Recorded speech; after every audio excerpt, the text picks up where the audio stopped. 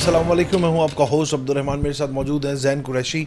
आज आपको बताएंगे, ज़ैन भाई से ये जानेंगे कि साइबर क्राइम बेसिकली होता क्या है और इसकी कितनी कैटेगरीज होती हैं। अस्सलाम वालेकुम जी वालेकुम अस्सलाम जी। ज़ैन भाई, पहले तो वक्त देने का बहुत शुक्रिया। ज़ैन भाई, ये बताएं कि बेसिकली साइबर क्राइम जो है वो होता क्या है।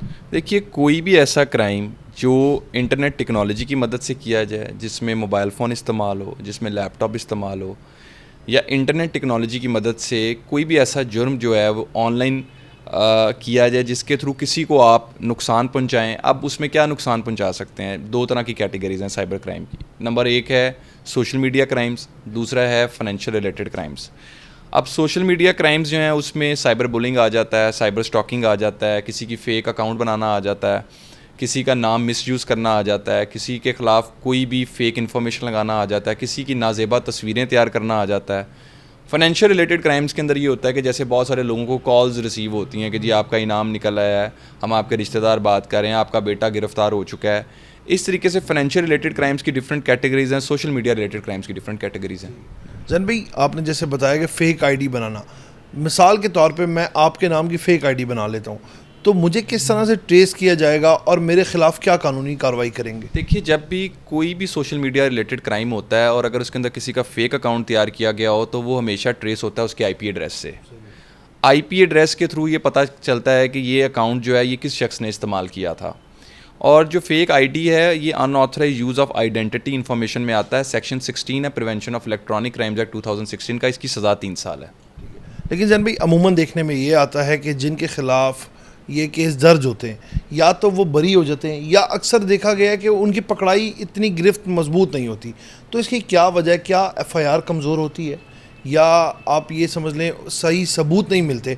तो इसके बारे में थोड़ी सी रोशनी डालें। देखिए, एक तो जो इस किस्म के केसेस होते हैं जो सोशल मीडिया रिलेटेड क्राइम्स होते हैं, जिसमें किसी ने तस्वीर शेयर कर दी है, कोई ब्लैकमेलिंग कर रहा है, कोई किसी को हरास कर रहा है, इस तरह के केसेस के अंदर आमतौर पे देखा यह गया है कि विक्टिम्स जो होते हैं वो फौरी तौर पे सुलह कर लेते हैं। जब वो राज़ीनामा कर लेते हैं, कोर्ट में जाते हैं, कॉम्प्रोमाइज़ के ऊपर केसेस को ख़त्म कर लेते हैं, तो आमतौर पे जो ऐसे मुल्ज़मान होते हैं वो फिर छूट जाते हैं और वो बाहर आके भी वही काम करते हैं जो कि वो पहले कर रहे होते हैं, रिपीट ऑफेंडर्स होते हैं। अब ऐसे केसेस के अंदर देखें, जब तक विक्टिम नहीं खड़ा होगा, विक्टिम जो है वो ये कोशिश नहीं करेगा कि मैं इस शख्स को जिसने मेरे साथ ये क्राइम किया इसको सज़ा दिलवाऊँ, तब तक जो है आपका सारे का सारा जो सिस्टम है वो उसको हेल्प नहीं कर सकता। तो एक तो ये इशू है। लॉ के भी इश्यूज़ मौजूद हैं कि लॉ को भी मज़ीद मैं समझता हूँ सख्त होना चाहिए, क्योंकि लॉ के अंदर जो इस तरह के क्राइम के अंदर सज़ाएँ हैं वो सिर्फ 5 साल हैं, मैक्सिमम पनिशमेंट 5 साल है। तो मज़ीद सख्त सज़ाएँ होनी चाहिए। और सबसे बड़ी अवेयरनेस ये है कि जिसके साथ ऐसा क्राइम हो उसको ये चाहिए कि फिर वो इस पूरे केस को एंड तक जो है वो लेके जाए। दरमियान में या शुरू होते साथ इस केस को अदालत में जाके बयान दे के जी मैं प्रेशर्स में आके, फैमिली के प्रेशर्स में आके, रिश्तेदारों के प्रेशर में आके केस को ख़त्म ना करे। ज़ैन भाई, आर्टिफिशियल इंटेलिजेंस जिसमें बहुत तेज़ी से तरक्की हो रही है और आप किसी की भी वीडियो या पिक्चर्स बासानी बना सकते हैं। पहले तो बनाना थोड़ा मुश्किल था, लेकिन आजकल ऐसे सॉफ्टवेयर आ चुके हैं। रिसेंटली एक बड़ा ही नाखुशगवार वाक़या हुआ कि एक मारूफ टिकटॉकर है डकी भाई, जिनकी वाइफ जो है अरूप जतोई, उनकी वीडियो सोशल मीडिया पे नाजेबा वीडियो थी, वो गर्दिश करती रही। तो आर्टिफिशियल इंटेलिजेंस की जो लोग मदद से ये चीज़ें बनाते हैं उनको कैसे पकड़ा जा सकता है? देखिए, एक बात याद रखें कि जो भी फेक वीडियोज़ होती हैं, हमेशा किसी भी एक चीज़ को किसी ओरिजिनल चीज़ के साथ डिस्टिंग्विश करने के लिए आपके पास दोनों चीज़ों का सामने होना ज़रूरी है। लेट्स सपोज़ कि अगर कोई शख्स कहता है कि उसकी आवाज़ को इस्तेमाल किया गया है इल्लीगल तरीके से, तो सबसे पहले आप उसकी ओरिजिनल वॉइस का सैम्पलिंग करेंगे। आपके पास उसका सैंपल होना चाहिए कि ये उसकी ओरिजिनल वॉइस थी और ये फेक आवाज़ है। इसी तरीके से एक फ़ेक वीडियो जो होती है, अगर आप उसको स्लो मोशन में फ्रेम बाय फ्रेम जाके देखें या उसका वीडियो एनालिसिस हो जाए, तो बड़े आसानी से आप इस नतीजे पे पहुंच जाते हैं कि ये वीडियो जो थी ये फ़ेक तैयार की गई है। आज के दौर में स्पेशली जब ये हम टेक्नोलॉजी तेज़ी से बदलती जा रही है, तो उसमें इस किस्म के जो केसेस हैं वो बढ़ चुके हैं। लोगों की रेपुटेशन को ख़राब करते हैं, उनको बदनाम करने की कोशिश करते हैं, उनके ख़िलाफ़ इस किस्म का जो इल्लीगल एक्टिविटीज़ हैं उनमें इन्वॉल्व हो जाते हैं, और वो बेसिकली लोग ये समझ रहे होते हैं कि शायद वो पकड़े नहीं जाएंगे, जबकि जो हर डिजिटल एविडेंस है वो ट्रेसेबल है। جو شخص بھی اس قسم کے کرائم میں ملوث ہوتا ہے, اگر وہ اپنے اکاؤنٹ کے اوپر ایسی کوئی تصویر لگاتا ہے تب بھی آئی پی ایڈریس سے لوکیٹ ہو سکتا ہے, اگر اپنے نمبر سے شیئرنگ کر رہا ہے تب بھی اپنی نمبر کی جو اونرشپ سے پکڑا جا سکتا ہے, نمبر کی اونرشپ نہیں مل پا رہی آئی ایم ای آئی سے لوکیٹ ہو سکتا ہے. تو ملٹیپل ایویڈنسز ہوتے ہیں جن سے آپ اس نتیجے پہ پہنچ سکتے ہیں کہ کون شخص ہیں جو یا کون لوگ ہیں جو اس طرح کی ایکٹیویٹیز میں انوالو ہیں. لیکن ایک چیز میں ضرور بتانا چاہوں گا کہ جو لوگ اس طرح بعض اوقات کرائم میں ملوث ہو جاتے ہیں, لوگوں کی تصویریں ان کے پاس آتی ہیں, وہ خود شیئر کرنا سٹارٹ کر دیتے ہیں یا گروپس میں شیئر کرنا سٹارٹ کر دیتے ہیں. میں یہ بتاتا چلوں, یہ بات یاد رکھیں کہ سیکشن 21 جو ہے جو اس طرح کے کیسز سے ڈیل کرتا ہے, اس طرح کے کیسز کے اندر پبلک ایگزبٹ کرنا, ڈسپلے کرنا, ایون ٹرانسمٹ کرنا, کسی کو بھیجنا بھی کرائم ہے.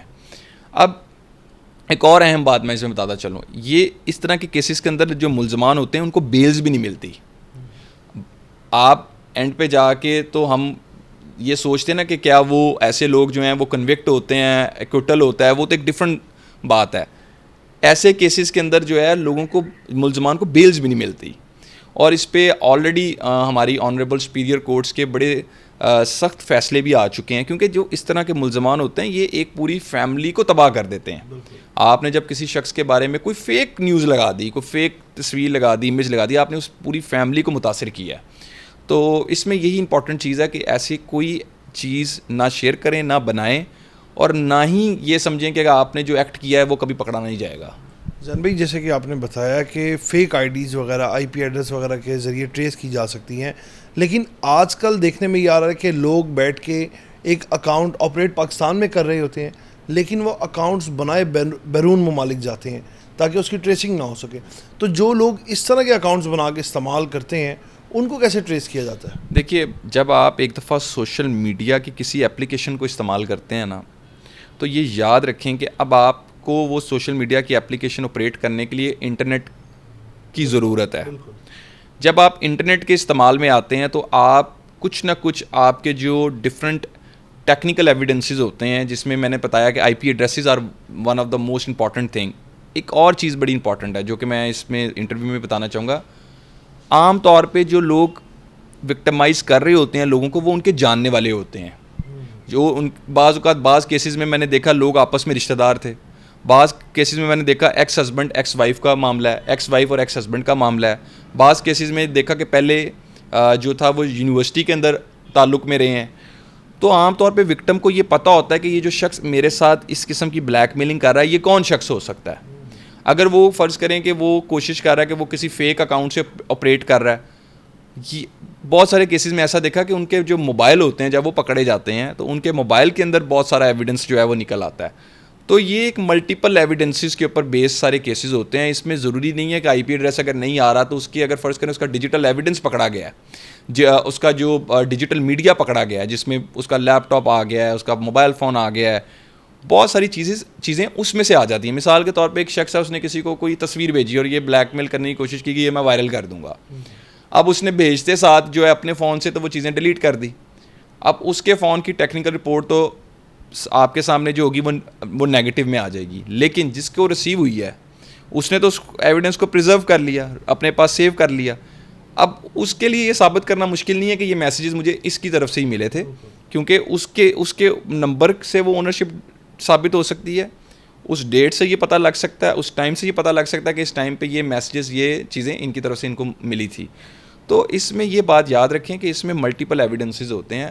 الٹیمیٹلی کوئی بھی شخص جو ایسے کرائم میں انوالو ہوتا ہے وہ پکڑا جاتا ہے. بہت شکریہ آپ کا زین بھائی. جیسے کہ زین بھائی ہمارے ساتھ تھے اور انہوں نے ہمیں بتایا کہ بیسکلی سائبر کرائم ہوتا کیا ہے, اس کی کیٹیگریز کتنی ہوتی ہیں, اس میں سزا کتنی ہوتی ہے, اور وہ اس میں ملٹیپل ایویڈنس ہوتے ہیں جو کہیں نہ کہیں آپ کو پکڑا دیں گے. لہٰذا سوشل میڈیا کو نیگیٹو استعمال نہ کریں. اگر آپ کسی بھی قسم کے اس طرح کے کرائم میں ملوث ہوں گے تو یقیناً ایک دن آپ قانون کے شکنجے میں آ سکتے ہیں. اسی کے ساتھ اپنے میزبان کو آپ اجازت دیں, آپ سے پھر ملاقات کریں گے ہم نئے پروگرام کے ساتھ. تب تک کے لیے اللہ نگہبان.